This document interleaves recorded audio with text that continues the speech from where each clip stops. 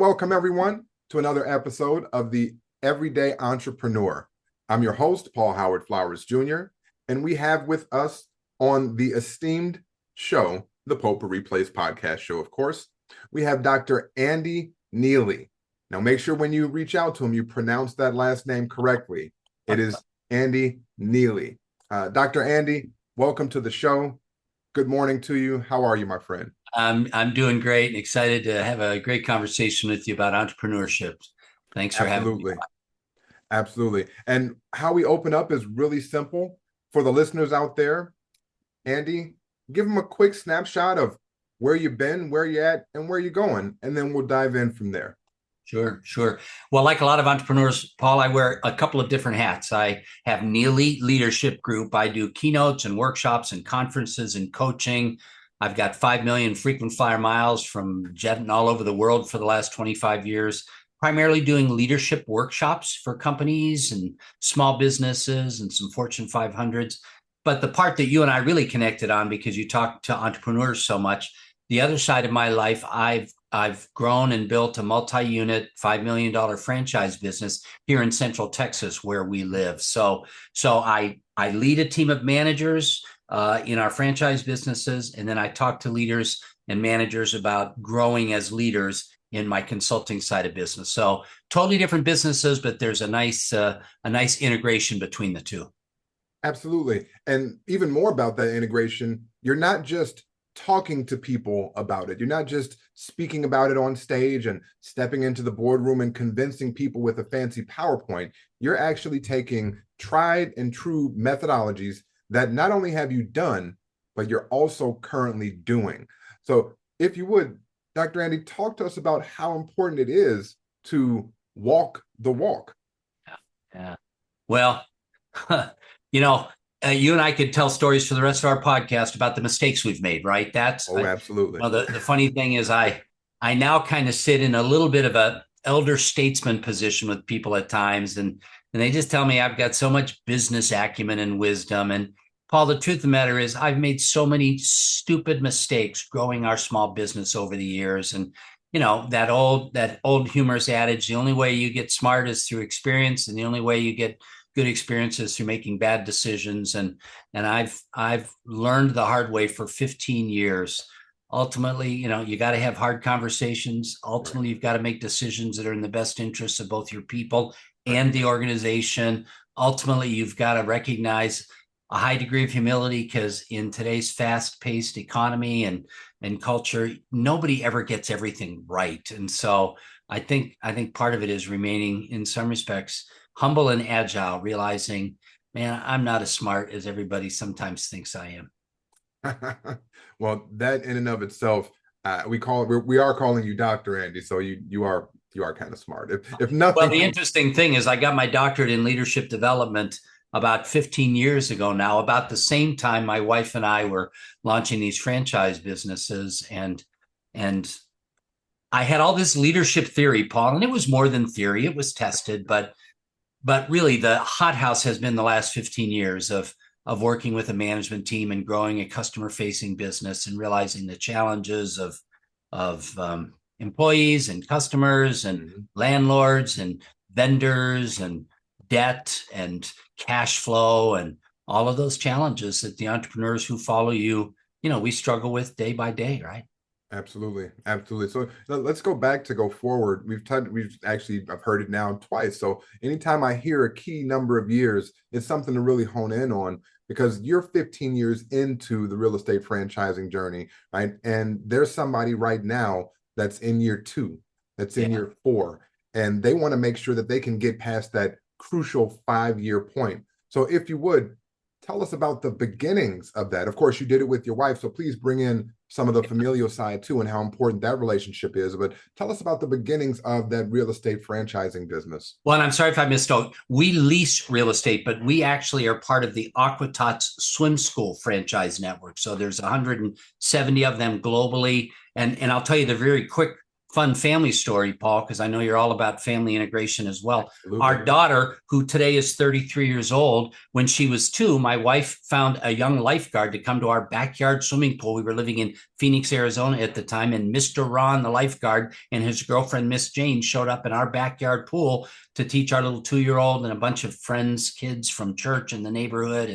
And we didn't realize it at the time, but we ended up becoming a profit center for Mr. Ron and Miss Jane's growing swim school business. Well, he continued to grow his business. At the same time, we became dear family friends. In fact, Ron and his wife, Jane, found faith through the influence of my wife and me. Our daughter was the flower girl in their wedding, and we lived life together as dear friends for many, many years. And Ron turned his backyard swim lessons into today the largest global network of swim schools in the world, AquaTots. About 15 years ago, we had moved to Texas, and about 15 years ago, Ron came to us and said, hey, we are expanding the brand. We've turned it into a franchise. Would you help us move to Texas? You and I both love Texas and ultimately know this is a great place to raise a family and to do business. And so in 2008, we launched AquaTots as a part-time venture out of a bedroom in our house. And then I've just had the opportunities over the last 15 years to secure 5 locations in San Antonio, Austin, and South Fort Worth. There's about 30 AquaTots in all of Texas. My wife and I own 5 of them, kind of in Central Texas. Paul, I wish I could tell your entrepreneurs listening in how strategic I was. And I did an EOS model, and I had vision, mission, value, and all of that figured out. It was really just response to, one, a dear friend that I respected highly, the business model he built. And then 2, those of us that are old enough to remember 2008, Paul, my consulting and coaching and training business, I got a phone call from a technology company, and I lost $85,000 in one phone call. And those phone calls kept coming. That side of my business basically evaporated for about 18 months. Wow. And so my wife and I, my wife's also a consultant. We loved Ron and Jane, and we loved the concept. And so we just kind of knuckled under and started figuring out, how do we do AquaTots here in Texas? And so it wasn't overly strategic. I think the thing I would say to folks listening in is, whatever you find to do it with your whole heart, right? That's kind of a biblical motif. Put your hand to the plow and don't look back. And we worked hard. We grinded, right? We just, I in my 50s got recertified as a lifeguard in WSI. I'm teaching instructors half my age how to go through swim lessons. And so I managed a staff of about 25 frontline swim instructors. My wife did sales and marketing and hotel and apartment complex pool partnerships. When we first launched, we worked with partner locations, and we just got up every day and we grinded. In fact, my wife and I, at this point, fondly look back on our Sunday mornings before church. There was a local coffee shop that my wife and I would go to for a couple of hours. And it was the one time a week where we would just kind of look at each other and exhale. Then we'd go to church, we'd relax the balance of Sunday, and then we'd hit it again hard Monday morning. So I think the first lesson is grind. Just work hard. Just realize you're not going to be able to put your head up for 2 to 5 to 7 years. And then I think the second lesson, and I see you nodding on that, and I'm sure you've got some of those same experiences. I think the second lesson is, it's going to be harder and longer and more frustrating than you can ever imagine. And the payoff at the end is going to be bigger and better than you ever thought. So if you've got the right idea in the right market and you're going about it the right way, the overnight success is going to be 10 years in the making, but it will be worth it. I love it. I love it. Now, you've also mentioned in there the finding of faith that your partners found through yourself. If you would, let's talk about that for a minute. Again, we're okay with all areas of faith and having these conversations, because we all come from somewhere. And if that's not a belief that you hold, then that's fine too, right? For those that might be listening in. I usually don't look away from the camera for my visual audience, but what you said reminds me of the scripture that I keep above my desk here. 2 Corinthians chapter 9, verses 6-9, generosity and courage says, remember this, whoever sows sparingly will also reap sparingly, and whoever sows generously will also reap generously. Each of you should give what you have decided in your heart to give, not reluctantly or under compulsion, for God loves a cheerful giver, and God is able to bless you abundantly so that in all things, at all times, having all that you need, you will abound in every good work. Man. And it's a good verse to have sitting up above your computer, I Right think. there, right there. So it's the sharing, right? And you and your wife got together and you talked about the grind. And let's kind of get into that. When we talk about grind, some people think of that as 9 to 5, but what does that actual grind look like for those first couple of years, putting your head down and doing the thing? Well, first of all, obviously, you and I both being men of faith, the biblical model is not a 40-hour work week. It's 6 days of labor and a day of rest. And I'm just going to say to anybody who's an aspiring entrepreneur, if you think you're going to become a successful entrepreneur working 36 to 40 hours a week, you're not. That just the truth of the matter is you may get to a point in the success of your business where you have the flexibility and freedom to say, hey, I don't need to go into the office today, or I'm going to work really hard these 2 weeks, and then my wife and I are going to go to the coast for a long weekend. But those first few years, it's 70-hour weeks. It's just dawn to dusk grinding. Are there those opportunistic things where, gosh, it just kind of happened? I'm sure there are, Paul. Unfortunately, you read about them in the news and social media. But for the vast majority of us, if we're going to launch something new, it's a long, hard grind where you just put your head down and you push forward. And I know you know the story of that. I know the story of that. If you're in insurance and financial advising, it's all about building your book of business. If you're in real estate, it's about finding the right properties and nurturing them and getting the right tenants in. For me, it's finding instructors and managers and promoting ourselves well enough that we have thousands of kids every week in the summer and hundreds of kids every week in the winter going through our year-round swim curriculum. It's a lot of work to be a successful entrepreneur for the vast majority of us. TikTok and Instagram and YouTube Shorts make it look like overnight successes. That's gives a false sense of reality. You asked about my faith journey as well. I don't come from a church home, but Jesus found me as I was a young child, and my faith became very important to me. And Paul, I'm glad you asked, because this is part of my leadership journey. I'm reading the biographies of the greatest servant leader who ever lived. At the same time, as a young man, I'm moving into the workplace, and it wasn't even career yet. These were like construction laborer jobs I had working my way through high school and college. Okay. And I just had a couple of bad bosses. I had a boss who had an anger management issue. And if he had a hand tool in his hand when his anger tipped, you better be out of the way. And so I'm reading about what servant leadership, sacrificial servant leadership looks like. And then I'm going to work for a boss who I just felt like I had to walk on eggshells. I thought this isn't the way it's supposed to be. And that really, when I think about it, that equation, that disconnect that started, gosh, in my teen years, awakened in me this passion around nobody should work for a bad boss. And really it's what devolved into the screen that I have behind me. We turn managers into leaders. Neillie Leadership Group is passionate about people understanding there's a difference between management and leadership. And the books I've written, the doctoral studies I've done, they've all been what makes a good leader a good leader. So that's the faith journey story. And I don't spend a lot of time in churches or ministry organizations. My doctorate is from a seminary, but I'm in the marketplace challenging management teams to realize you got to lead well if you're going to get the team where they need to be.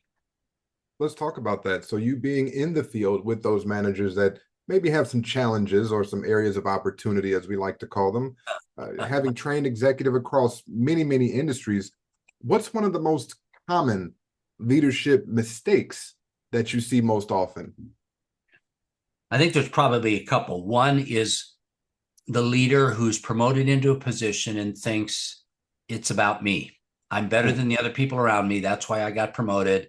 I'm the smartest person in the room. Everybody better look to me for every answer. Yeah, and I see you nodding. You and I both know that is an exhausting way toward high employee turnover. The people who get it realize they're at the bottom of the pyramid rather than the top of the pyramid, right? If I've been promoted into a position of leadership, my whole job now is to make other people look good. And the fun thing is that at the end of the day, I make them look good. I end up having the benefit. But I've worked a lot with sales teams over the years. And oftentimes one of the challenges of a top performing salesperson who's promoted to become a sales manager is they're used to competing. They're used to winning. They're used to getting up on the stage and being the salesperson of the year. And now for them to really be a great leader, they got to push their people forward. They got to help their people succeed. So I would say that that's a big one. And gosh, your perceptive question, Paul, kind of gets me up on my soapbox. In the 2020s, we have mistakenly believed being a celebrity influencer is the same as being a leader, and they're diametrically opposed. Just because you've got 10,000 followers on TikTok doesn't mean you have any right to influence anybody. It's about them. It's not about you for true leadership. So yeah, I see you laughing and nodding. You've got some of the same perspective, right? I'll get on my soapbox because it's your soapbox as well, I can tell. This is good. This is good. Like the responses that you have just spark the most interesting relations to the world, right? And you just mentioned like online influence and how people that, yes, you've got 1,000 or 10,000 or 1,000,000 followers, but sometimes you don't actually have the right to truly lead people or influence them. You're just out there to, make $1 or whatever it is that you'll do in that space. So in that world that is dominated by online influence, for the real leaders, for the true leaders, how can that person stay grounded and real, right, amidst all of the mess out there? Yeah. I mean, that's the $1 million question, is that if you and I can slice and dice that and make it palatable for people, we will have developing emerging leadership teams that want to hear from us for a long time. I've been thinking about it for decades at this point. And Paul, I'm pretty convinced, you and I talked before you turned the camera on. I call it the 4 leadership necessities. I think there's 4 simple things, not easy to execute, but it's a simple acronym. If managers and people that are in positions of influence work on these 4 things, I think they can begin to assure themselves, I haven't arrived, but I'm in the journey. The first one is conviction. Do you see the bigger picture? Are you passionate about leading your team? Do you think bigger? Do you think broader? Do you think further? Are you thinking about competition and the international play and 18 months out instead of just how am I going to close this project this month? That conviction piece, the bigger picture. The second one is competence, and the whole point of an effective manager who's becoming a leader is they're making their teams more effective and able to execute on their work. It's no longer personal competence. It's what skills, what behaviors, what training, what nurturing, what coaching do I need to do to bring the best out of my people? Competence.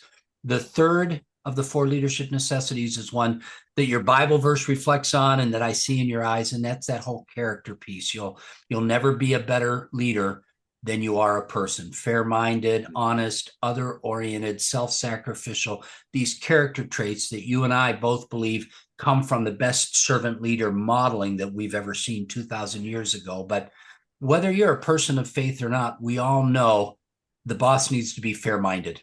The boss can't have favorites. The boss needs to put other people first. Simon Sinek wrote the book, Leaders Eat Last, from the military model of the generals eat after the privates, because the privates are the ones that are doing all the hard work on a day-to-day basis. So those character traits that define good leadership. And then the last of the 4 leadership necessities, Paul, I struggled with a long time to get language around what I was seeing. But when I was working with good leaders like you, I would see them demonstrate they would balance 2 tensions. And finally, I realized, here's what they're doing. They're in covenant with their people. Now, covenant's an interesting word, kind of an old-fashioned word, although Guy Ritchie brought it back into our common language with a typical Guy Ritchie, a very good movie, pretty brutal movie, Guy Ritchie movie 4 or 5 years ago. But here's what covenant means. In the state of Texas, where I live, a marriage covenant, love and affection forever and ever, the romantic relationship side. And there's also a formal document that's signed by an officiant and recorded with the county clerk. There's both a formal and a personal side of relationships. And when I realize the best leaders I'm looking at, the Paul Flowers of the world who are leading the way they should, man, they're driven by the company goals. They've got projects that they're holding people accountable to, deadlines, production numbers, sales numbers with a lot of the sales teams I've worked with. Oh, and then you find out Paul had an employee whose parents needed to go into a memory care clinic, and that employee needed another 3 weeks off to take care of house and relocation things. And it went beyond the HR policy. It was outside their 40 hours of PTO, but Paul made it happen because it was the right thing to do for that employee. And the best leaders I work with, they balance the tension of, we still have to hit our numbers, and I've got to be human with the people. And once I realized, yeah, that's covenant. That's what it is. It's both formal and personal. That was the final piece. So conviction, competence, character, and covenant. A simple model, the 4 leadership necessities, but it's a lifetime of execution. Simple to understand, always a challenge to execute on. Well, I mean, we talk about challenges. For some people, waking up is a challenge. And these 4 C's, I had to jot those down because I think that conviction, competence, character, and covenant, right? The 4 C's absolutely are needed in the space of leadership, right? Yeah. They're absolutely needed in business, but also family, right? Yeah. Relationships. Life. So it's not just a business thing. And that's why I love the way that you're bringing this all together, is that these are things that are human aspects. That's right? Exactly. Yeah. It's a human thing. Yeah. So I would absolutely call these solid pillars of advice when it comes to leadership.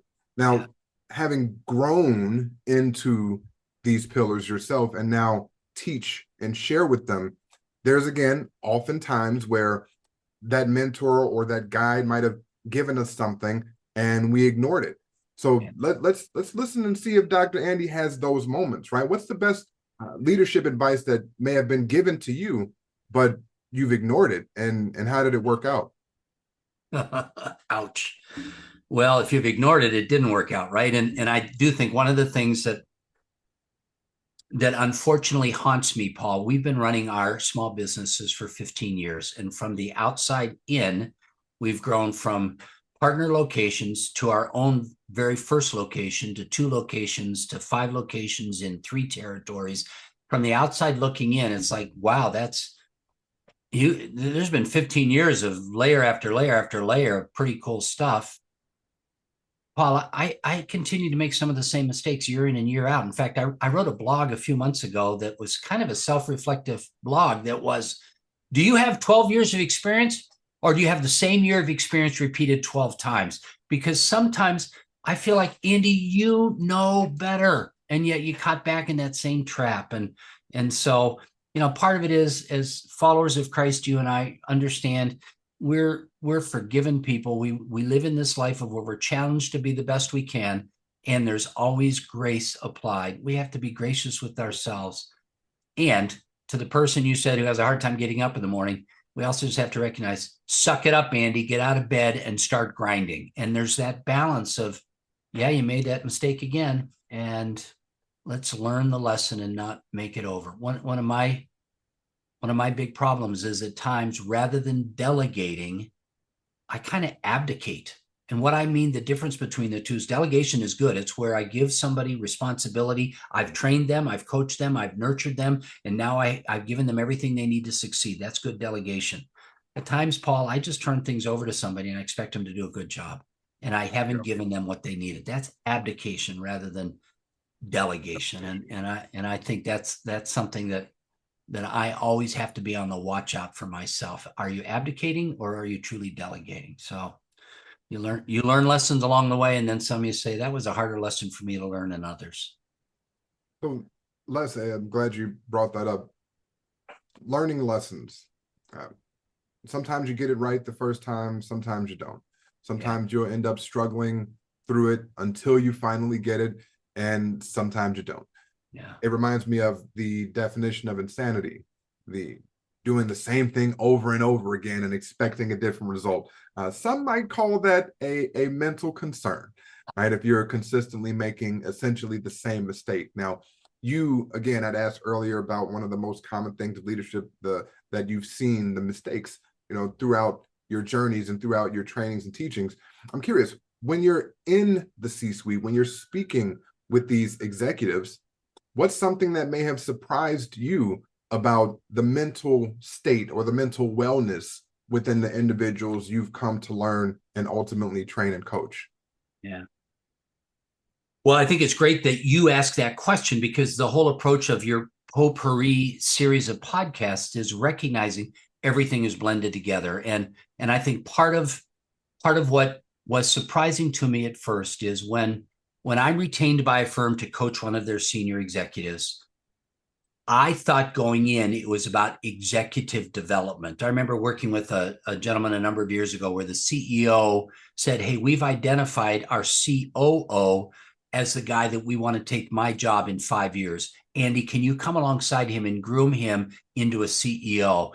And Paul, our discussions for most of the months I worked with him were about family dynamics and what he really wanted in his personal life as reflected. And that was the first of a number of coaching engagements I've had where for all of us, we're looking toward that integrated life. I don't come in as a business coach and coach business people on business things. I come in as a business coach, and then we end up talking about the potpourri of their lives and how their career is part of that, but so is their family, so is their upbringing, so is where they live and where they aspire to live. And so I think that's been one of the things that's been interesting to me is people, they don't box things up anymore. I don't know if they did in the 1950s, the movies that you and I watch, but people want integration. And so when you and I do a good job, it helps husbands be better husbands. It helps wives be better wives. It helps parents be better parents. And that's been a pleasant, heartwarming surprise to me. Oh, by the way, the end of the story of the COO, 18 months later, he and the CEO and I had the very hard conversation about this guy is not targeted toward becoming your CEO. In some respects, I failed my coaching engagement, but I saved everybody some real pain because you shouldn't make him your CEO. He doesn't want it. You wouldn't want him to be in that position. So it's different than we think sometimes. Well, I mean, that's kind of a shocking end to the story, so to speak, but it's the reality of it is sometimes a person may not be ready, we'll just say. Not that they're not able, but at that stage in their life, you may not be ready. And even if you're what we would consider one of the greatest teachers and learning from, obviously, one of the greatest servant leaders, sometimes that person's just not ready. It's the old adage, you can lead a horse to water, right? Yeah. But you can't make him drink. So, well, and it's in this case, it's similar to your undergrad versus your master's degree and where you really plugged into yourself. As I got to know this COO, he had an undergrad degree in art. He was an artist by heart. What he really wanted to do was create beautiful things. He did not want to sit in hard meetings with board members and employees and compensation packages. And so this was him just realizing who I was and who I wasn't.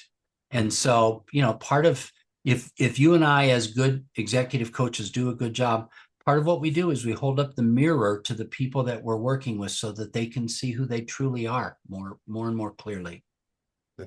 Now I like the phrase that you use, holding up that mirror to them. So obviously you're taking a look at them, but you're also just as importantly, if not more importantly, causing them to take a look at themselves, and they may or may not like what they see. Now, I want to step off of them for a second and bring it back to you, Dr. Andy, because you have to work with them, right? Yeah. You have an evaluation process. I'm certain that when you're working with this person, they may have to meet certain criteria, something to that effect. And that basically says that you've got the ability to discern who is for you and for your business and who may not be the best person, much like that COO was not the best person to be elevated into that CEO position.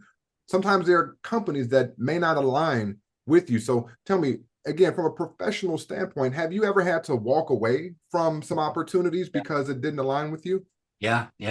And in fact, I think one of the hardest lessons all of us as leaders and emerging leaders need to learn is hard conversations Mhm. are not bad conversations.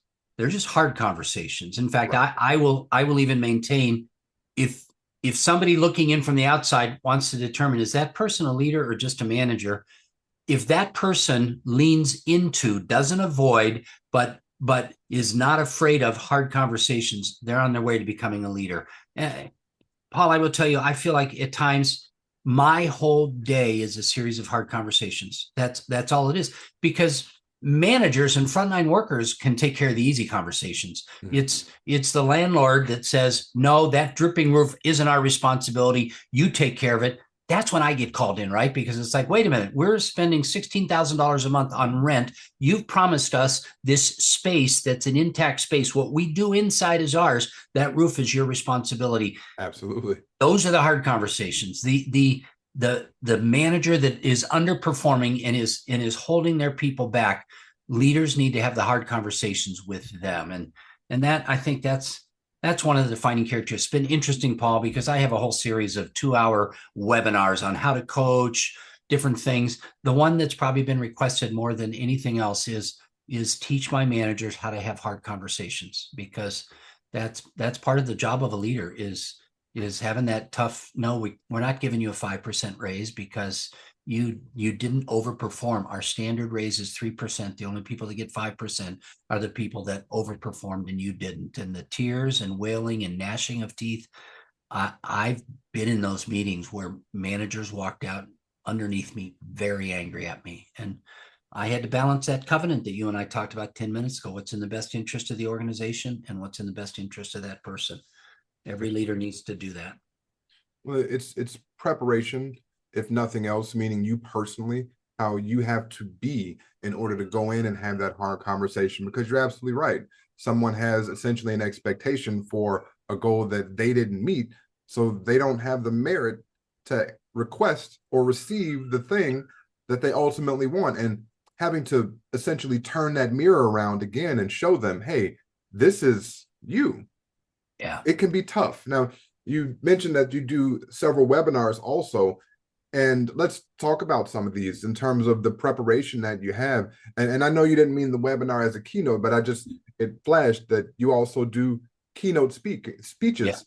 And I Yeah. noticed that with entrepreneurs, whether they're doing it currently or they endeavor to, they're going to be out there in front of people. So if you'd share with us some of the preparation that you go through before, it's whether you're delivering a major keynote or even just a boardroom conversation, because again, preparation is key. So how do you prepare?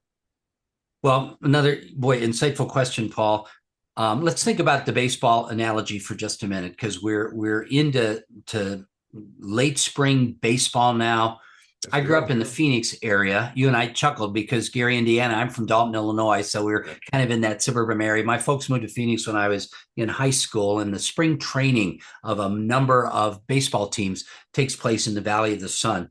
And that spring training is a time of preparation where they're kind of getting the kinks out and they're working on their batting and their pitching and their stances and the defense. And then the season begins, and this team goes to one of its competitors for a 3-game stand, and they're doing specific training or specific preparation for that team. So there's really two types of preparation. One I call preseason preparation. Paul, you've got a little bit of gray in your beard. You've been doing this for a number of years. In some respects, you've just got some preseason preparation behind you. If somebody called me right now and said, Andy, we just had a cancellation at a hotel downtown in Austin. Can you be here at 1 o'clock this afternoon to do a keynote speech for our managers? I could say yes, because I've been doing preseason preparation for many years now about talking with managers about how to becoming good leaders.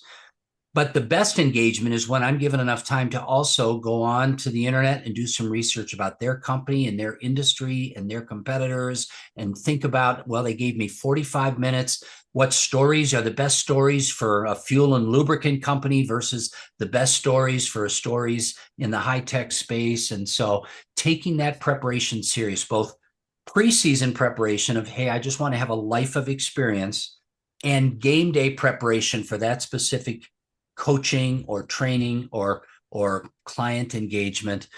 we need to be aware of both. And the problem with the 22-year-old entrepreneur who simply doesn't want to work for anybody else, and so he's going to become an entrepreneur, she's going to have her own business. She doesn't have any of that spring ball, that preseason training. And so she or he's got to do a lot more work of game day preparation, where you and I don't want to say we can wing it at times, but you've been there and you've done that. And so therefore your preseason preparation has allowed you to perform.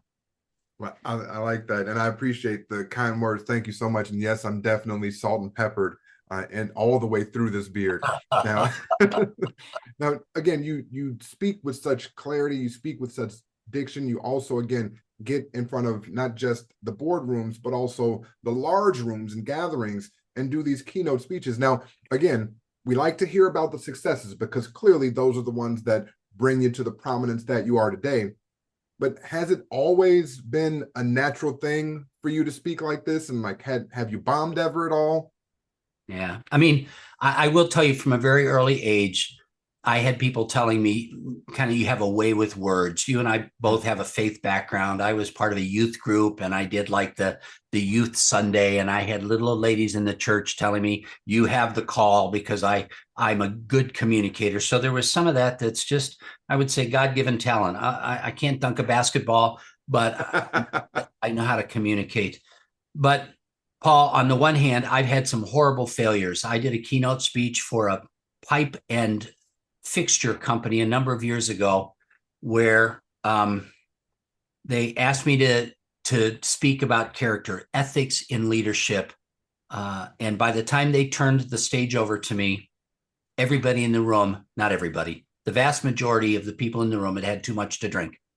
And there was whistling and hoots. Many of the people moved to the back of the room and were standing there with a bottle of beer. I failed horribly. Partly they did, but partly I wasn't agile enough. I wasn't flexible enough. I didn't change things to the audience that was in front of me. But I will also tell you at other times, I've worked very hard at my craft, right? I use the stage well. I use my gestures on purpose, pausing and silence. I've hired speaking coaches to hear me, because if I'm hired to deliver a speech, that's a stewardship that company is going to be paying me to do. They deserve my very best. So I work hard at it. I did a training workshop yesterday. I spent as much time preparing for the training workshop as the training workshop, because it was content that I hadn't done in a while. I wasn't quite as agile and smooth with it. They didn't know that I had spent well over 8 hours the day before and the night before and early the morning of, but I knew, man, that's what it took for me to be able to deliver to them, so that I would feel good about the value I gave them and the fee that they're going to pay me. It's the, again, old adage of sharpening the axe. Yeah, exactly. Before you go to chop the tree. It's referred to as the, again, preseason work. Right. Or in the NBA, I just watched something on social media where they talked about Steph Curry and his ability to shoot. Like, they were down by 20 some odd points, 21 points. And the day before in practice, he made 77 3-pointers in a row.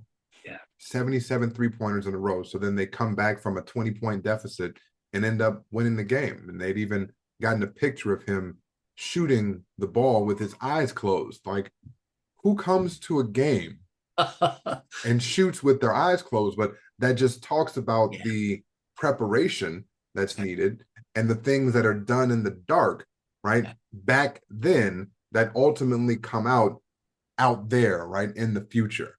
Exactly. And it's amazingly important. So I'm curious, you've, again, been in the field for a while and made some mistakes, had a lot of successes.